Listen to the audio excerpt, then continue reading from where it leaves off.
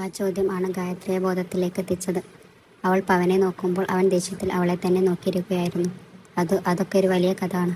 എത്ര വലിയ കഥയായാലും ഇവളുടെ ഭർത്താവ് എവിടെയാണെന്ന് അറിയില്ലേ? അല്ലെങ്കിൽ അവൻ ഇവിടെ കളഞ്ഞിട്ട് പോയോ? പവന്റെ ദേഷ്യം നിറഞ്ഞ ഓരോ ചോദ്യവും ചെന്നുകൊണ്ടത് ഗായത്രിയുടെ നെഞ്ചിലായിരുന്നു. അവൾ അപ്പോഴും ഒന്നും മിണ്ടാതെ ഇരുന്നു. അതോ ആരെങ്കിലും പറ്റിച്ചോ ഇവളെ?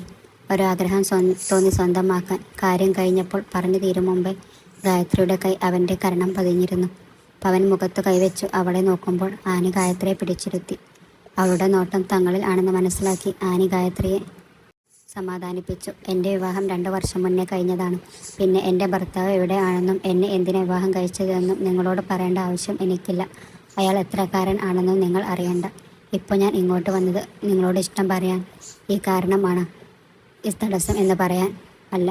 ഞാൻ സ്നേഹിച്ചതും പ്രണയിച്ചതും എല്ലാം ഈ താലിയുടെ അവകാശിയാണ്. മരണം വരെ അങ്ങനെ തന്നെയാവും. എന്നെ ശല്യം ചെയ്യരുത് എന്ന് പറയാനാണ്.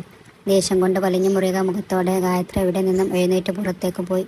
ആനി അവനോട് എന്തോ പറഞ്ഞുകൊണ്ട് ഗായത്രിയുടെ പുറകിൽ പോയി. പവൻ ഇതുവരെ കാണാത്തൊരു ഗായത്രിയെ കണ്ട ഒരു ഷോക്കിലായിരുന്നു. ഗായത്രി നിൽക്ക്! ആനി പുറകിൽ നിന്നും വിളിക്കുന്നത് കേട്ടിട്ടും ഗായത്രി നിന്നില്ല. റോഡ് ക്രോസ് ചെയ്തു ഗായത്രി എങ്ങോട്ടെന്നല്ലാതെ നടന്നു. അവളുടെ മനസ്സിൽ 1000 ചിന്തകളായിരുന്നു. അർജുനെ പവൻ അങ്ങനെ പറഞ്ഞപ്പോൾ താൻ എന്തിനാ ദേഷ്യപ്പെട്ടത്? എനിക്ക് അയാളോട് ദേഷ്യം മാത്രമുള്ളൂ. എങ്കിലും അർജുൻ അങ്ങനെയൊക്കെ എന്നോട് ചെയ്തു എന്ന് പറഞ്ഞപ്പോൾ എന്തോ ദേഷ്യം തോന്നി. ഛേ, പവനെ അടിക്കാൻ പാടില്ലായിരുന്നു. അപ്പോഴത്തെ ദേഷ്യത്തിന് ഗായത്രി അവനെ തല്ലിയതിൽ കുറ്റബോധം തോന്നി. കണ്ണുകൾ നിറഞ്ഞുകൊണ്ടിരുന്നു. ഹൃദയം വല്ലാതെ മിടിക്കുന്നത് പോലെ തോന്നി ഗായത്രിക്ക്. തൻ്റെ അടുത്ത് തന്നെ അർജുൻ ഉള്ളതുപോലെ ഒരു തോന്നൽ. ചുറ്റുമുള്ള ആളുകളെ നോക്കി എങ്ങോട്ടോ എന്നില്ലാതെ ആ രാത്രി അവൾ തിരക്ക് നിറഞ്ഞ ആ റോഡിലൂടെ നടന്നു. ഇത്ര സമയം ഉയരുന്ന ചങ്കിടിപ്പോടെ ഇരിക്കുകയായിരുന്നു അർജുൻ. കാറിൽ ഫ്രണ്ട് സീറ്റിൽ ഇരുന്നു അക്ഷമയോടെ ചുറ്റും നോക്കുന്ന അർജുനെ ജോണും മിനുവും സുധിയോടെ നോക്കി. ഗായത്രിയെ കാണാൻ പോകുന്ന ടെൻഷനാണെന്ന് അവർക്കറിയാമായിരുന്നു. അവൻ്റെ ടെൻഷൻ കുറക്കാൻ വേണ്ടി അവർ ഓരോന്ന് പറഞ്ഞുകൊണ്ടിരുന്നു. ഡാ സുധി, നീ ഒന്ന് ആ സീൻ ആലോചിച്ചു നോക്ക്. ഏത് സീൻ? ഒന്നേ മനസ്സിലാവാതെ സുധി വിനുവിനെ നോക്കി. അർജുൻ എപ്പോഴും എന്തോ തിരയുകയായിരുന്നു. അവൻ്റെ ഹൃദയം എന്തോ ക്രമാതീതമായി ഉയർന്നു വന്നിരുന്നു. ഡാ പൊട്ട, നായകൻ നായികയെ 2 വർഷത്തിന് ശേഷം കാണുന്നു. നായികക്കാണെങ്കിൽ നായകനെ ഇഷ്ടമില്ലാതാനും. എങ്ങനെ ഉണ്ടാവും? ആദ്യം അടി, പിന്നെ കരച്ചിൽ, പിന്നെ ദേഷ്യം, അത്ര തന്നെ. അല്ലാതെന്താ? അത് കഴിഞ്ഞു എന്താ? അവളുടെ വായിൽ ഇരിക്കുന്നു മുഴുവൻ കേൾക്കുന്നു. അത് കഴിഞ്ഞു. കാര്യം എന്താ എന്ന് വെച്ചാൽ പറ. അത് കഴിഞ്ഞു എന്ന് പറയാതെ. നമ്മുടെ നായകന് അവളോടുള്ള ദേഷ്യം ഇല്ലല്ലോ, പ്രണയം മാത്രമല്ലേ ഉള്ളൂ. അപ്പോൾ എല്ലാം കഴിഞ്ഞു അവിടെ ഒരു കിസ് പ്രതീക്ഷിച്ചൂടെ? പോടാ, അവൻ്റെ ഒരു കിസ്. നമ്മൾ അവിടെ ചെല്ലുമ്പോൾ തന്നെ അവൾ നമ്മളെ ആട്ടിപ്പുറത്താക്കും. പിന്നെ ആ കിസ്. ജോൺ ഇതെല്ലാം കേട്ട് ചിരിച്ചുകൊണ്ട് അർജുനെ നോക്കി. അവൻ ഇതൊന്നും കേൾക്കാത്തതുപോലെ ഏതോ ലോകത്തായിരുന്നു. അർജുൻ്റെ നോട്ടം കണ്ടു ജോൺ ചുറ്റും നോക്കി. വഴിയോരത്തെ ഒരു മണത്തണൽ ചുവട്ടിൽ ബെഞ്ചിൽ ഇരിക്കുന്ന ഒരു പെൺകുട്ടിയിൽ അവൻ്റെ നോട്ടം എത്തി. ഒരു നിമിഷം നോട്ടം മാറ്റിയെങ്കിലും ഒരു ഞെട്ടൽ വീണ്ടും അവൻ സൂക്ഷിച്ചു നോക്കി. അതെ, അത് ഗായത്രി തന്നെയായിരുന്നു. ജോൺ വേഗം തന്നെ കാർ സൈഡിൽ നിർത്തി. എല്ലാവരെയും ജോണിനെ നോക്കി. അർജുൻ ജോണിനെ നോക്കുമ്പോൾ കണ്ടു അവൻ്റെ മുഖത്തെ സന്തോഷം. ജോണിന് എങ്ങനെ പറയും എന്നറിയാതെ ഗായത്രി ഇരിക്കുന്ന സ്ഥലത്തേക്ക് നോക്കി. അവൻ്റെ നോട്ടം കണ്ടു സുധിയും വിനുവും നോക്കി. അവരും കണ്ടു കുറച്ചു ദൂരെ ഇരിക്കുന്ന ഗായത്രിയെ. പെട്ടെന്ന് തന്നെ അവരുടെ നോട്ടം അർജുനിലെത്തി. ജോണിൻ്റെ മുഖത്ത് നിന്നും അർജുൻ കാര്യം മനസ്സിലാക്കിയിരുന്നു. അവൻ്റെ നോട്ടം പോയ ഭാഗത്തേക്ക് അർജുൻ നോക്കിയതും അവൻ്റെ ഹൃദയം പൊട്ടുന്നത് പോലെ തോന്നി. കാണാൻ ആഗ്രഹിച്ച ആളെ മുന്നിൽ കണ്ടിട്ടും ഒന്ന് അനങ്ങാൻ പോലും കഴിയാതെ നിശ്ചലനായി അവൻ. അവളെ തന്നെ ഇമ വെട്ടാതെ നോക്കിയിരിക്കുന്ന അർജുനെ ജോൺ കുലുക്കി വിളിച്ചു. അപ്പോഴാണ് തൻ്റെ മുന്നിൽ ഉള്ളത് ശരിക്കും ഗായത്രി തന്നെ ആണെന്ന് അവന് മനസ്സിലായത്. പിന്നെ ഒന്നും നോക്കാതെ അർജുൻ കാറിൽ നിന്നും ഇറങ്ങി. ബാക്കിയുള്ളവരും അവൻ്റെ കൂടെ ഇറങ്ങി. കാരണം അവർ തമ്മിൽ കണ്ടാൽ എന്തും സംഭവിക്കാം എന്ന് അവർക്കറിയാമായിരുന്നു. റോഡിൻ്റെ മറുസൈഡിൽ ഉള്ള മരത്തണൽ ഇരിക്കുന്ന ഗായത്രി ഇതൊന്നും അറിയാതെ. അവൾക്ക് എന്തോ ഒരു പരവേശം തോന്നിയിരുന്നു. അടുത്ത് തന്നെ പ്രിയപ്പെട്ടത് എന്തോ ഉള്ളതുപോലെ. വണ്ടികൾ പാഞ്ഞു പോകുന്ന റോഡിലൂടെ അർജുൻ അവളുടെ അരികത്തേക്ക് പാഞ്ഞു. അവൻ്റെ തൊട്ടു പുറകിൽ തന്നെ ജോണും മിനുവും സുധിയും. അവളുടെ അടുത്തേക്ക് ചുവടുകൾ മാത്രം ബാക്കി നിൽക്കെ അർജുൻ ഒന്ന് നിന്നു. അർജുൻ പെട്ടെന്ന് നിന്നത് കണ്ട് ജോൺ അർജുനെ നോക്കി. പറഞ്ഞറിയിക്കാൻ കഴിയാത്ത ഒരു ഭാവമായിരുന്നു അവൻ്റെ മുഖത്ത്. ദേഷ്യവും സങ്കടവും നിരാശയും ഒക്കെ കൂടെ ഉള്ള ഒരു ഭാവം. നിന്റെ ഗായത്രി നിന്റെ അടുത്ത് ഉണ്ട് അജു. നീ പോ. അവൾ എന്ത് പറഞ്ഞാലും ചെയ്താലും അത് കൊള്ളാൻ നീ ബാധ്യസ്ഥൻ ആണ്. പോയി അവളെ കൂട്ടിക്കൊണ്ടുവാടാ. ജോൺ പറഞ്ഞു കഴിഞ്ഞതും അർജുൻ അവളുടെ അടുത്തേക്ക് നടന്നു. വിനുവും സുധിയും ജോണിൻ്റെ കൂടെ കുറച്ച് മാറി നിന്നു. അവരും കാണുകയായിരുന്നു ഗായത്രിയുടെ പെരുമാറ്റം എങ്ങനെ ആവുമെന്ന്. പെട്ടെന്നാണ് ഒരാൾ ഗായത്രിയുടെ അടുത്ത് വന്നതും അവളെ വാരി പുണർന്നതും. ആ കാഴ്ച കണ്ട് അർജുൻ്റെ കാലുകൾ നിശ്ചലമായി, ഒപ്പം ശ്വാസം നിലച്ചു പോകുന്നത് പോലെയും. അപ്പോഴും അവൻ്റെ കാതുകളിൽ അവൻ്റെ ശബ്ദം മുഴങ്ങിക്കൊണ്ടിരുന്നു. ഐ ലവ് യു ഗായത്രി, നിന്നെ ആർക്കും വിട്ടുകൊടുക്കില്ല ഞാൻ.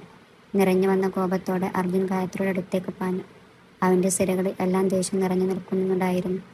അവൻ്റെ കൺമുന്നിൽ കാണുന്ന കാഴ്ച അവന് ഒരു തരം ഭ്രാന്തുണ്ടാക്കി. മുഷ്ടി ചുരുട്ടി അർജുൻ അവരുടെ അടുത്തേക്ക് പാഞ്ഞു. അവൻ്റെ പെട്ടെന്നുള്ള പ്രവൃത്തിയിൽ ആകെ അമ്പരന്ന് നിൽക്കുകയായിരുന്നു ഗായത്രി. അവനെ പിടിച്ചു മാറ്റാൻ പോലും കഴിയാതെ അവൾ നിന്നു. അർജുൻ പവനെ ഗായത്രിയുടെ ദേഹത്തു നിന്നും വലിച്ചിട്ടുകൊണ്ട് അവൻ്റെ മൂക്കിനിട്ട് ഒന്ന് കൊടുത്തു. പെട്ടെന്നായതുകൊണ്ട് പവനൊന്നും പ്രതികരിക്കാൻ പോലും കഴിഞ്ഞില്ല. മൂക്കിൽ നിന്നും ഒഴിച്ചിറങ്ങുന്ന രക്തവുമായി പവൻ താഴെ വീഴാൻ പോയതും അർജുൻ അവനെ പിടിച്ചുകൊണ്ട് ഗായത്രിയുടെ ദേഷ്യത്തിൽ നോക്കി. ഞാൻ ചത്തിട്ടൊന്നും മതിയായ ഇടി വേറിത്തൻ്റെ കൂടെ കൂടാൻ പറഞ്ഞു തീരലും അർജുൻ്റെ കൈകൾ ഗായത്രിയുടെ കവളിൽ പതിഞ്ഞു. ഗായത്രി ആണെങ്കിൽ അർജുനെ കണ്ട് ഷോക്കിലായിരുന്നു. പെട്ടെന്ന് പവനിൽ നിന്നുണ്ടായ പെരുമാറ്റവും അർജുൻ്റെ വരവും എല്ലാം അവളെ ആകെ ഉലച്ചു. കണ്ണുകൾ നിറഞ്ഞൊഴുകി, ശ്വാസഗതി വർദ്ധിച്ചു. ഒന്ന് കരയാൻ പോലും കഴിയാത്ത വിധം അവളുടെ ഉള്ളിൽ സംഘർഷം നടന്നു. അർജുൻ്റെ വാക്കുകളും പ്രവൃത്തിയും വീണ്ടും അവളെ പഴയ ഓർമ്മകളിലേക്ക് കൊണ്ടുപോയി. ഗായത്രിയുടെ നിരപ്പ് കണ്ട് ദേഷ്യം വന്നു. അർജുൻ വീണ്ടും പവൻ്റെ മുഖത്തേക്ക് ആഞ്ഞുകുത്തി. വർഷങ്ങൾ കഴിഞ്ഞു കണ്ടതിൻ്റെയും അവനിൽ നിന്ന് അകന്നു പോയതിൻ്റെയും വീണ്ടും കണ്ടപ്പോൾ ഇങ്ങനെ ഒരു സാഹചര്യത്തിൽ ആയതിൻ്റെയും എല്ലാം ദേഷ്യം അർജുൻ പവനടിച്ചു തീർത്തു. പവനടിക്കുമ്പോൾ എല്ലാം അവൻ്റെ നോട്ടം അവളിൽ തന്നെയായിരുന്നു. അവൾക്കൊന്ന് തടുക്കാൻ പോലും കഴിഞ്ഞില്ല. ഈ രംഗം എല്ലാം കണ്ടുകൊണ്ടാണ് ജോണും സുധിയും വിനുവും ഒപ്പം കുറച്ചു മാറി അനിയും നിൽക്കുന്നത്. അർജുൻ പവനെ അടിക്കുമ്പോൾ തടയാൻ ജോണോ ആരും പോയില്ല. തടുക്കാൻ കഴിയില്ല എന്ന് ഉറപ്പുണ്ടായിരുന്നു. തലക്ക് കൈയും കൊടുത്ത് അവർക്ക് ആ കാഴ്ച കണ്ടു നിൽക്കാനേ കഴിഞ്ഞുള്ളൂ. എനിക്ക് ആദ്യ കാഴ്ചയിൽ നിന്നും പെരുമാറ്റത്തിൽ നിന്നും അത് അർജുൻ ആണെന്ന് ഊഹിക്കാൻ കഴിഞ്ഞു. അവൾ ഗായത്രിയെ നോക്കുമ്പോൾ അവൾ ശില പോലെ അനങ്ങാതെ അർജുനെ തന്നെ നോക്കി നിൽക്കുകയായിരുന്നു. അടികൊണ്ട് നിലത്ത് വീണ പവനെ നോക്കി ഗായത്രി കരഞ്ഞു തിരിഞ്ഞു ഓടി. അത് കണ്ടതും അർജുൻ അവളെ വിളിച്ചു. ഗായത്രി, ഞാൻ നിന്നെ കാണാനാണ് വന്നിരിക്കുന്നത്. എനിക്ക് നിന്നോട് സംസാരിക്കണം. പക്ഷെ ഗായത്രി നിന്നില്ല. അവൾ ഓടി ആനിയുടെ അടുത്ത് വന്നു. ഗായത്രി വന്നതും ആനി അവളുടെ വണ്ടിയിൽ കയറാൻ പറഞ്ഞു. സ്കൂട്ടിയിൽ കയറി പോകുമ്പോൾ ഗായത്രി അവനെ ഒന്ന് തിരിഞ്ഞു നോക്കിയത് പോലും ഇല്ല. അർജുൻ അവർക്ക് പുറകിൽ ഓടി. പക്ഷെ അവർ ഒരുപാട് ദൂരം പോയിരുന്നു. അവരുടെ പുറകിൽ ഒരു ഭ്രാന്തനെ പോലെ അർജുൻ ഓടി കൊണ്ടേയിരുന്നു. അത് കണ്ട് സുധി വേഗം അവനെ പിടിക്കാൻ വേണ്ടിപ്പോയി. ജോൺ വിനുവും കാർ എടുത്ത് അവർക്ക് പുറകിൽ പോയി. ഗായത്രി അർജുൻ അലറിക്കൊണ്ട് നിലത്തിരുന്നു. അവന് അടങ്ങാത്ത ദേഷ്യം തോന്നി. ഒരു ഭ്രാന്തനെ പോലെ മുടിയിൽ പിടിച്ചു വലിച്ചുകൊണ്ട് അർജുൻ റോഡിൽ ഇരുന്നു. സുധി വന്ന് പിടിച്ചതും അവൻ്റെ കൈകൾ അർജുൻ കുടഞ്ഞെറിഞ്ഞു. അർജുനിൽ അപ്പോൾ ഉണ്ടായ ഭാവം കണ്ട് സുധി പേടിച്ചു. കാറുമായി ജോൺ വന്നതും അർജുൻ എഴുന്നേറ്റ് ജോണിനെ വലിച്ചിറക്കിക്കൊണ്ട് ഡ്രൈവിംഗ് സീറ്റിൽ കയറിയിരുന്നു.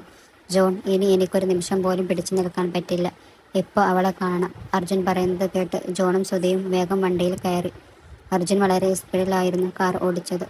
അവൻ്റെ മുന്നിൽ കരഞ്ഞുകൊണ്ട് മുഖം പൊത്തി നിൽക്കുന്ന ഗായത്രിയുടെ രൂപം മാത്രമായിരുന്നു. അവളെ ഓർത്ത് 2 വർഷം താൻ നേറിക്കഴിഞ്ഞതിന് ദേഷ്യമായിരുന്നു അപ്പോൾ. പോരാത്തതിന് അവൾ മറ്റൊരുത്തൻ്റെ കൂടെ. ഫ്ലാറ്റിൽ എത്തിയതും ഗായത്രി ഒരു പൊട്ടിക്കരച്ചിലൂടെ നിലത്തേക്കിരുന്നു. മടിയിൽ മുഖം വെച്ച് അവൾ ഉറക്കെ കരഞ്ഞു. അത് കണ്ടു നിന്ന് ആനിക്ക് അവളെ എങ്ങനെ സമാധാനിപ്പിക്കും എന്നറിയില്ലായിരുന്നു. ആനി അവളുടെ അടുത്തിരുന്നു ഗായത്രിയുടെ ചുമലിൽ കൈവച്ചു. പെട്ടെന്ന് എന്തോ ഓർമ്മയിൽ ഗായത്രി എഴുന്നേറ്റ് ഫോൺ എടുത്തു. അതിൽ ഹരിയുടെ നമ്പർ ഡയൽ ചെയ്തു. അവൾ കാതോരം വെച്ചു. അപ്പോഴും അവളുടെ കണ്ണുകൾ ഒഴുകിക്കൊണ്ടേയിരുന്നു. ആ പറ ഗായത്രി, എന്താ പതിവില്ലാതെ ഈ നേരത്ത്? ഹരിയേട്ടാ, അജുവേട്ടൻ. ബാക്കി പറയാൻ അവൾക്ക് കഴിഞ്ഞില്ല. അവളുടെ കരച്ചിൽ കേട്ടുകൊണ്ട് തന്നെ ഹരിക്ക് കാര്യം മനസ്സിലായി. അർജുൻ വന്നൂല്ലേ? നീ പേടിക്കണ്ട. അയാൾ എന്നെ കൊണ്ടുപോകും. ഇല്ല, അവൻ നിന്നെ ഇനി കാണില്ല. ഞാൻ പറയുന്നത് പോലെ ചെയ്യും. എൻ്റെ ഒരു ഫ്രണ്ടിൻ്റെ ഫ്ലാറ്റ് ഉണ്ട് അവിടെ. നീയും ആനയും ഇപ്പോൾ തന്നെ അങ്ങോട്ട് പോയിക്കോ. അവനെ ഞാൻ വിളിച്ചു പറയാം. അവിടെ അവൻ്റെ ഫാമിലി ഒക്കെ ഉണ്ട്. അർജുൻ ഗായത്രിയെ കണ്ടിട്ടുണ്ടെങ്കിൽ ഏത് നിമിഷവും അവൻ അവിടെ എത്തും എന്ന് ഹരിക്ക് അറിയാമായിരുന്നു.